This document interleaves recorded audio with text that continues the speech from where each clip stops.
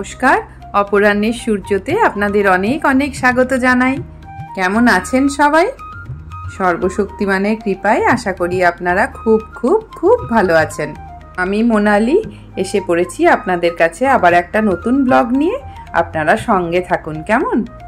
আজ রবিবার, সকাল সকাল এই সুন্দর হলুদ গোলাপের বুকেটা আমি উপহার হিসেবে পেয়েছি। শ্রীহরির কাছে রাখলাম।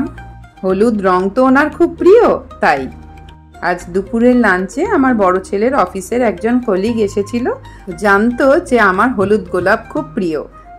আজ রবিবার ছুটির দিন হলে কি হবে, মনে হয় আমার সাথে আপনারাও অনেকেই একমত হবেন যে আমাদের মহিলাদের জন্য রবিবার সব থেকে কিন্তু চাপের দিন। কারণ ছুটি হওয়ায় কে কোনটা খেতে ভালোবাসে সেটা রান্না করা, আর রবিবারের দুপুরে একসাথে সবাই মিলে বসে খাওয়া, এক কথায় চাপযুক্ত আনন্দের দিন বলতে পারেন। এই মানি প্ল্যান্টের পাতাগুলো শীতের সময় কেমন হলুদ হলুদ হয়ে গেছিল, তাই মালি দাদা কেটে দিয়েছিল গাছগুলো ছোট করে। এখন আবার কেমন সবুজ হয়ে উঠেছে দেখুন। কিছুটা রান্না এগিয়ে ছাদে এসে পড়লাম। আজ আবার প্লাম্বার ভাইরা আসবে জলের ট্যাঙ্ক পরিষ্কার করবে বলে। ভাবতে পারছেন কি অবস্থা, এদিকে নানা রকমের রান্নার চাপ, তার মধ্যে আবার জল বন্ধ। তো যাই হোক, এটাও কিন্তু খুব একটা ইম্পর্টেন্ট কাজ। আর আমার মনে হয় যারা কলকাতায় থাকেন তারা কম বিস্তর সবাই মনে হয় ফেস করেন যে মেকানিক, প্লাম্বার এদেরকে আপনি যখন চাইবেন তখন কিচ্ছুতেই পাবেন না। তাই যখন প্লাম্বার ভাইরা বলল যে ওরা আসবে, আমি এক কথায় রাজিই হয়ে গেলাম। এই চারতলার ছাদের ভিউটা দেখেছেন কি সুন্দর। ওপরে এখানটাতে আসলে না আর নিচে নামতে ইচ্ছা করে না। পাশেই এয়ারপোর্টের বিস্তীর্ণ খোলা জায়গা, তো তাই খুব সুন্দর হাওয়া দেয়। তবে শীতকালে বেশি ভালো লাগে।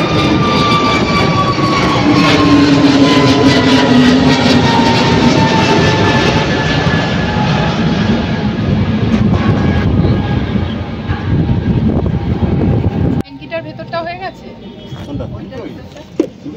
জলটা তুলে নিতে হবে। আর সঙ্গে কাপড়ে নতুন কাপড় আছে, তাহলে ওরে জলটা চালাবো কখন?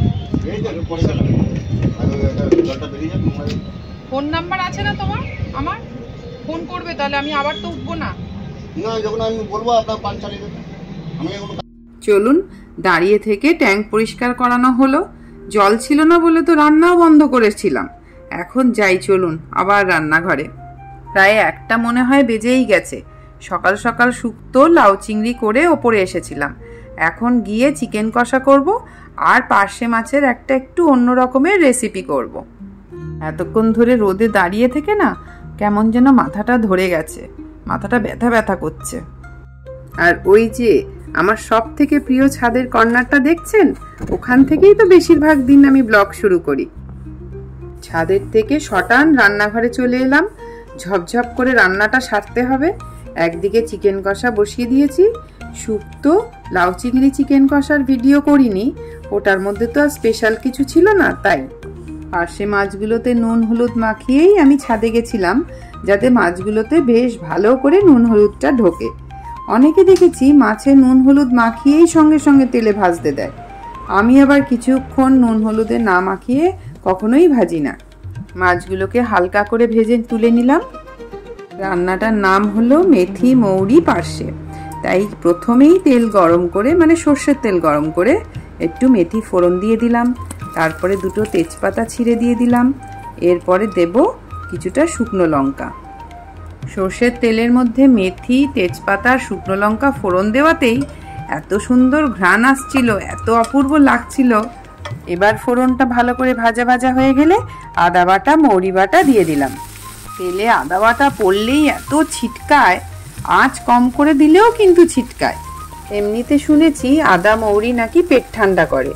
এই রান্নাটা আমি কিন্তু প্রথমবার করছি, কারোর থেকে শিখিনি, কিন্তু নিজের মন গড়া রেসিপি বলতে পারেন। আসলে কদিন ধরে শরীরটা ভালো না থাকার জন্য মুখটা একদম ভালো লাগছিল না, কিছুই খেতে ইচ্ছা করছিল না। তাই ভাবছিলাম যা গরম পড়েছে, এরকম অবস্থায় এমন একটা রেসিপি বানাই যাতে গরমে পেট ঠান্ডাও করবে আর মুখেও রুচিটা ফিরবে। এমনিতে মৌরি তো আমরা সবাই জানি মাউথ ফ্রেশনারের কাজ করে। এবার একটু লঙ্কার গুঁড়ো, লবণ আর হলুদ দিয়ে দিলাম। তারপর মশলাটা আবার সুন্দর করে কষিয়ে নিলাম। এরকম মন গড়া রেসিপি আমি মাঝে মধ্যেই করি। রোজকার গতানুগতিক রান্না করতে আমার একদম ভালো লাগে না। রোজকার ডাল ভাত তরকারি কিন্তু আমি করি না, সেগুলো একটা বোন আছে, সে করে দেয়। আমি এই স্পেশাল রান্নাগুলোই করতে ভালোবাসি আর চেষ্টা করি সেগুলোকে ভিডিও করার। কিন্তু বেশিরভাগ দিনই কি হয় জানেন, ভিডিও করাই হয়ে ওঠে না। রান্নাটা যখন হাফ হয়ে যায় বা নামানোর সময় হয়, মনে পড়ে আরে ভিডিওটা তো করা হলো না। তো এইভাবেই চলছে আর কি। এরপরে দেখতে পেলেন দই দিয়ে আমি মশলাটা কষিয়ে নিয়েছিলাম। মশলাটা থেকে যখন তেল ছাড়তে শুরু করলো তখন গরম জল দিয়ে দিলাম। আমি কিন্তু খুব কম তেলে রান্না করি, সেটা আপনারা আগেও দেখেছেন, এটাও তাই করলাম। দই দেওয়ার পর বেশ তেল ছেড়ে দিল, কারণ দইতেও তো একটা নিজস্ব তেল থাকে। এত বছর ধরে এত রান্না করেছি, কোনোদিন ক্যামেরা অন করে ভিডিও করব রান্না করার সময়, তা তো অভ্যেসেই ছিল না। এখন এই ব্লগের জন্য করতে হয়, এটাও কিন্তু কোনো সহজ কাজ নয়। যারা ব্লগ করেন তারা সবাই তো জানেন ব্যাপারটা। আপনারা যারা এতক্ষণ ধরে ভিডিওটা দেখছেন তাদেরকে অনেক অনেক ধন্যবাদ। নতুন পুরনো সব বন্ধুদের অনেক ভালোবাসা। আমার কষ্ট করে বানানো ব্লগগুলো আপনাদের কেমন লাগছে জানাতে ভুলবেন না কিন্তু। ভালো লাগলে একটা লাইক করে দেবেন। ঝোলটা হয়ে আসলে কয়েকটা দানা চিনি দিয়ে দিলাম। স্বাস্থ্যের কথা ভেবে আমি বেশিরভাগ সময় রান্নায় জ্যাগারি পাউডার ইউজ করি, কিন্তু এই হালকা পাতলা ঝোলে চিনিই দিলাম আর কটা চেরা কাঁচা লঙ্কা। আমি বানিয়ে ফেললাম মেথি মৌরি দিয়ে পার্শে।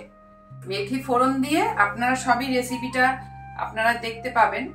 তো এমনি সর্ষে বাটা, সর্ষে দিয়ে ঝাল হয় পার্শে মাছের, বেগুন আলু দিয়ে ঝোল হয়, সবই হয়। এবার একটু স্বাদ বদলানোর জন্য একটু এই ধরনের করছি, কেননা এখন সব জ্বরের মুখ, সর্দি কাশির মুখ, মুখটাও না খারাপ হয়ে গেছে সবার। একটু টেস্ট না বদলালে, ঝাল ঝাল না হলে কেউই খেতে চাইছে না। তাই রান্না করলাম, জানি না সবাই খাবে কিনা, তবে আশা করছি একটু অন্যরকম হবে, তো মুখে ভালো লাগবে। তো এই দেখুন, নিয়ে এসে দেখাও।